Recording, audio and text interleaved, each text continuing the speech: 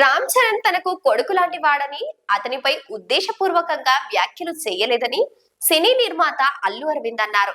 Thandel movie piracy ఇష్యూపై విలేకరుల సమావేశంలో మాట్లాడిన ఆయన, చరణ్ అతడి సినిమాలపై తాను చేసిన వ్యాఖ్యలను వివరణ ఇచ్చుకున్నారు. అలా మాట్లాడకుండా ఉండాల్సిందన్నారు. ఈ మధ్య నేను చేసిన వ్యాఖ్యలపై నన్ను బాగా ట్రోల్స్ చేశారు. అదంతా మీకు తెలుసు.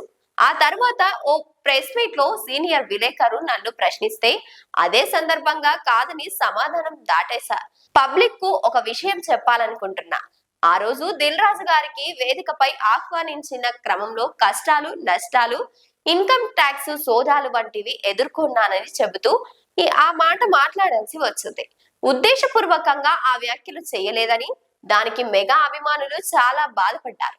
నన్ను విపరీతంగా ట్రోల్స్ చేశారు. వారందరికీ ఒక విషయం చెబుతాను. చరణ్ నాకు కొడుకు లాంటి వాడు. నాకున్న ఏకైక మేనల్లుడు. అతడికి నేను ఏకైక మేనమామను.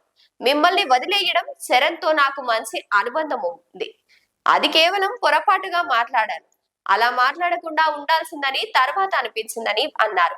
తండేల్ ప్రీ రిలీజ్ ఈవెంట్ లో దిల్ రాజును ఉద్దేశిస్తూ అల్లు అరవింద్ ఒక సినిమాను కిందకు తీసుకెళ్లినట్టు, మరోసారి సినిమాను సంక్రాంతికి వస్తున్నాము పైకి తీసుకెళ్లి ఇన్కమ్ ట్యాక్స్ పిలిచి ఈ వారం రోజుల్లో రకరకాలుగా చేశారు అంటూ వ్యాఖ్యానించారు.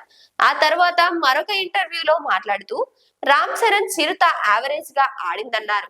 తాను నిర్మించిన చరణ్ రెండో cinema Magadheera block buster hit అయ్యిందని చెప్పడంతో మెగా అభిమానులు ట్రోలింగ్ చేయడం మొదలు పెట్టారు. ఈ క్రమంలో అల్లు అరవింద్ వివరణ ఇవ్వడంతో పాటు ఆ ఇష్యూను ఇక కొనసాగించవద్దని కోరుతూ విలేకరుల సమావేశంలో ముగించారు.